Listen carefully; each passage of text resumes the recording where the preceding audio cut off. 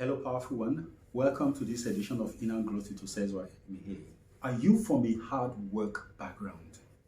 Yeah, you have been raised with the mentality of hard work as the panacea for all ills in life. If you want to have money, you work hard at it.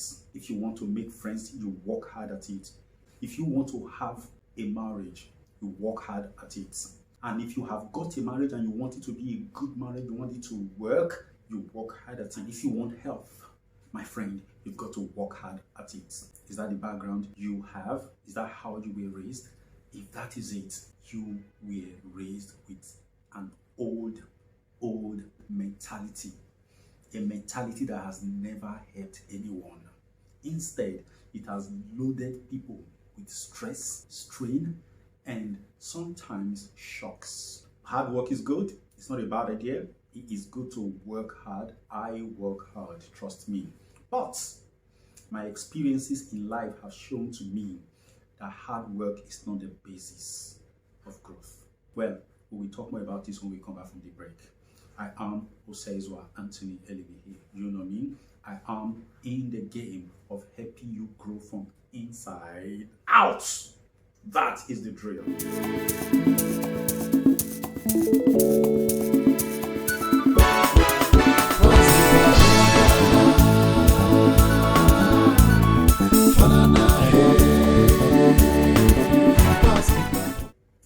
I'm feeling very excited. I don't know whether it is the mangoes I've eaten.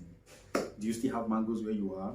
Mangoes are just beautiful fruits. You eat them, you just feel, oh, lovely. Isn't creation so beautiful? Thank you. Yes, hard work in a relationship. Wow. I don't know what hard work is at this point in time. I want to give you a picture of what I see as hard work in relationships. Your spouse is not giving you the required attention. It's not giving you the respect that you think you deserve. It's not taking care of the children. It's not taking care of the home. Now, I don't care whether it's the male or female. I'm just talking about spouse now. So you can plug yourself in there. And this spouse is not providing to the house. This spouse stays late, stays with the guys or the girls, you know, and you feel that you're losing this person to the outside world, that this relationship isn't working. And then working hard become a form of trying to please this person, being excessively phony before this person. If you do that, going overboard, trying to please this person, you will scare the person away. You will make the person despise you more. That's the gospel truth. This person will despise you in spite of your effort. I know women, I know men who are putting in their best in these areas. Hard work to keep a relationship, and their partners are disdaining them as a result of that. I've heard a lady actually say he's trying too hard. You see, once it is not working, it is not working. Some apply force. They want to beat the person into line. The women nag, they complain, they do all sorts of things. They threaten with the police, all kinds of things in the society where police support the women. And some of them go to the extra mile, to prophets, to medicine men and women to get solutions. I'm going to assure you that none of them will work. Okay? Because everything has its expiry dates. That you have not taken into cognizance, you have not taken into all aspects of things. There is nothing that is a guest that does not have a departing time. I have been guest to so many hotels in my lifetime. And no matter how much good relationship I have with the staff of the place, no matter how the staff of that place love me and treasure my presence, there's always a time to go, right? Problems are like that in the human life. There's always a time to go. But when you fail to recognize that there is always an ending, there's always an expiry date to a problem, and you keep feeling that the problem is your life, that you are the one generating the problem, it stays. Because negative things do not have self-esteem. It is wherever they are welcomed that they stay.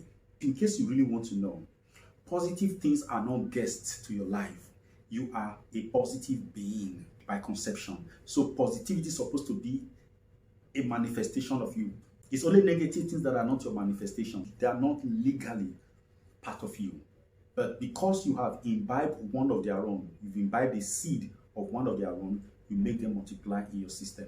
But in as much as that is, they have an expiry date. There is a position in life that a human being will plant themselves. Problems will not actually be able to stay. Just imagine a slope that has constant flow of water. Water is flowing with force against the body of that hill. You will never see anything grow there because the water is constantly washing that place. No seed can be stuck on the body of that earth. It will be washed out. In the same way, if you are connected to the stream of life and the only thing that can be in your life are things that come from the stream, not things that are in the body of your environment. What's the body of your environment? Your physical body, your mental spaces, your relationships and all of that.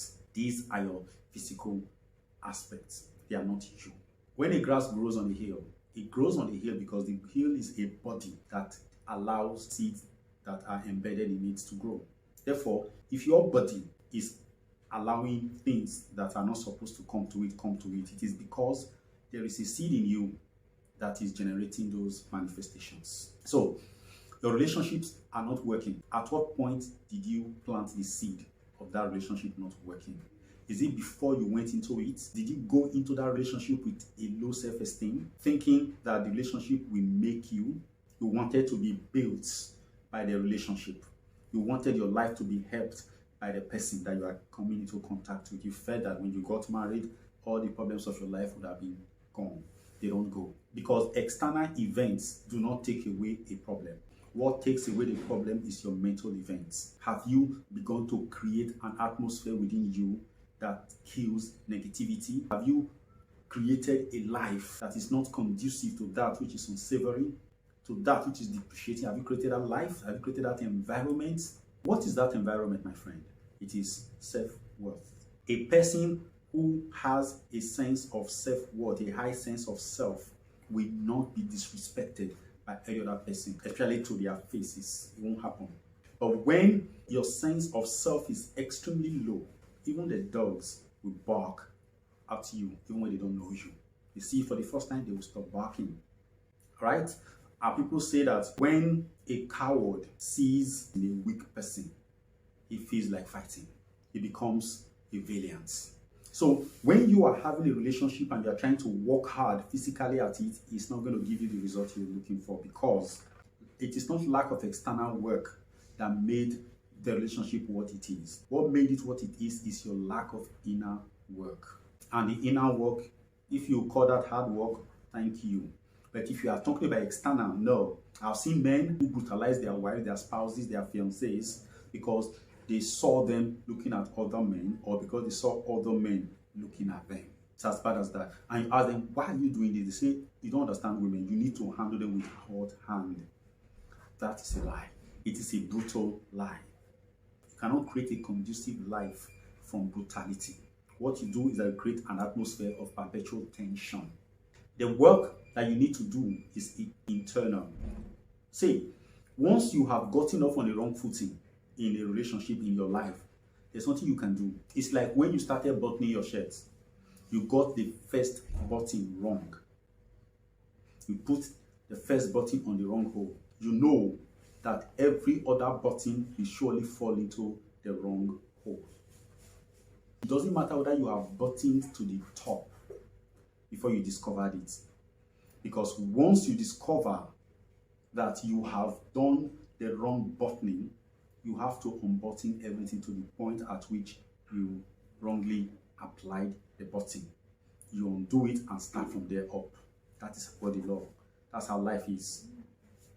You need to correct yourself. Where have you gone wrong? And I've told you already. You went wrong at the level of your self-vision, your self-perception. You have always had a low self-image of yourself. You need to change that. You need to become a human being that does not work hard. You don't have to work to keep a person. You don't need it. If you have to work hard to keep a relationship, then the relationship is not worth it. Because the purpose of a relationship is for you people to come together and work together towards a goal. And each of you is supposed to ease off the other. You are to take load. You are to take stress and tension off the other one. That's what it is. That is why it is written in the Bible that one will chase away 1,000 and two will chase away 10,000. Not 2,000. 10 plus 9. So the combined effort of the two of you produces something astronomical. And the computation is mind-boggling. But people don't understand that. So when you get into a relationship and it's giving you more stress than stresses, then you know that something is wrong. You need to start working. I am not asking you to leave the relationship because I would never advise that, because you are digging one hole to cover an old one. Because if you like, leave that relationship, the next one you go to, the same thing will continue there. It may not continue in that exact same manner. It will go in line with the temperament of the person you've met. Abuse is an abuse. It comes in various ways. An outwardly violent person will use physical means of violence. An impulsive person who is not outwardly violent will use psychological torture on the other person in a relationship. You can use silence, ignoring, and you will be screaming, why don't you just beat me? Why don't you just kill me? I don't like this thing you're doing to me. It is that person's way of dealing with situations. It is that person's idea of violence. You do not work hard to keep a relationship. You don't. If it gets to that point, know that it is wrong. Go back to where it is wrong. And where is that place? Self-esteem, your self-value. Now, anybody that considers themselves a victim in a relationship is actually not speaking the truth to themselves. Because the person that appears to be receiving the brutality may actually be the one occasioning the brutality in the other person. Just because the other person is too weak. Psychologically, the only way the person can cope is to lash out. So you need to correct your ways. Because a person with a high sense of self does not nag.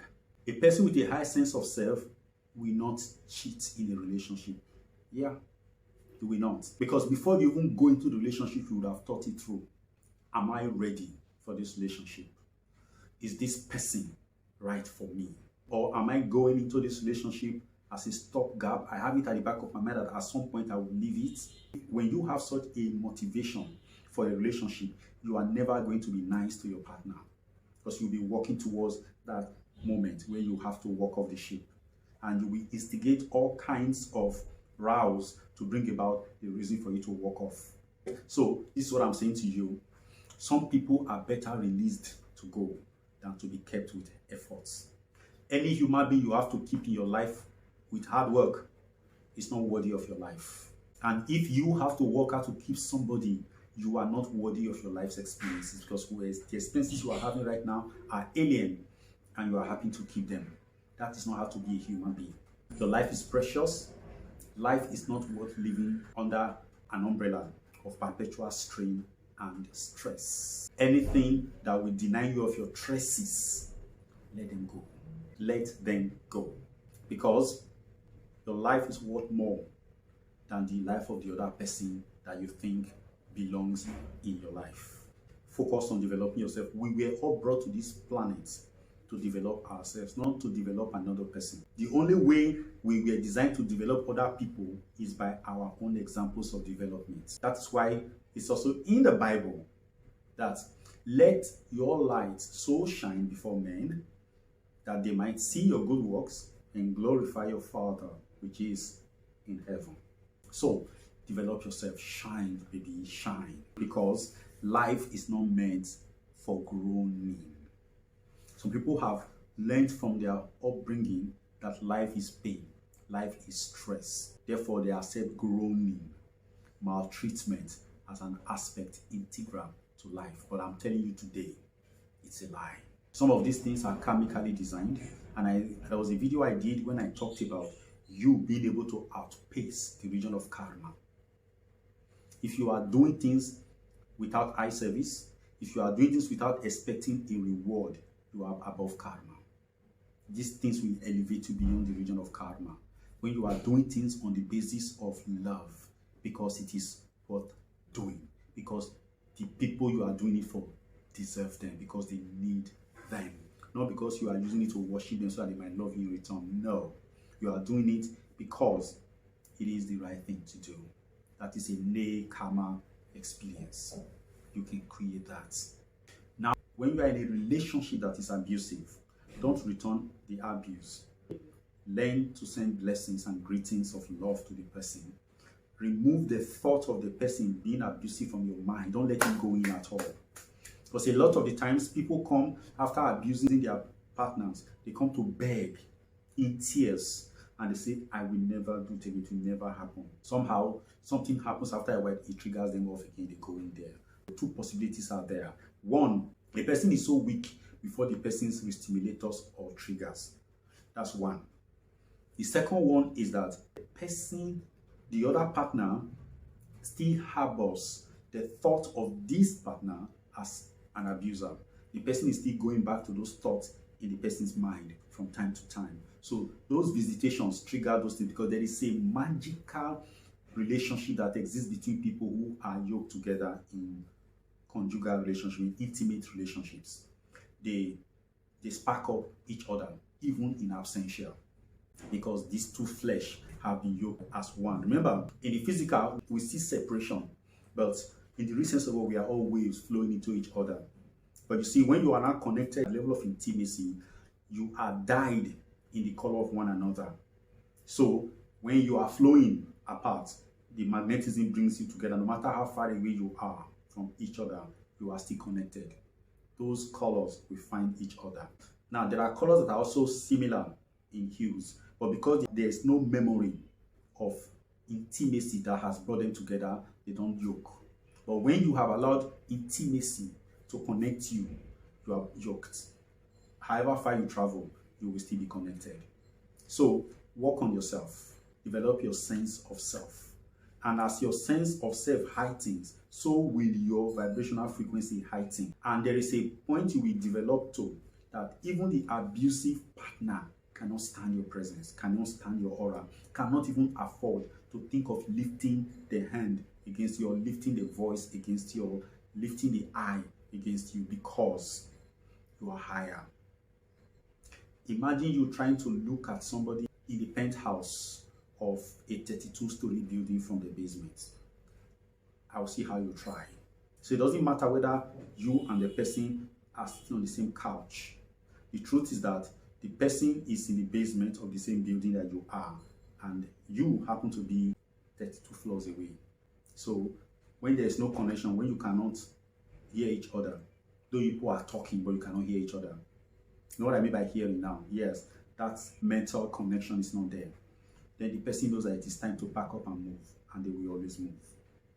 Unless they themselves decide to walk themselves up to the penthouse and become one with you, and then that will put the end to all the violence. So work on yourself, develop yourself. The purpose of our being present on this planet is for self-development. Don't abdicate it, focus on it.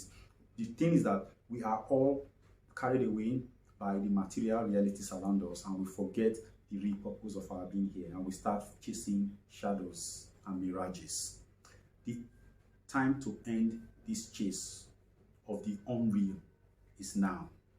Let's take advantage of it. The time is fast spent. God bless you.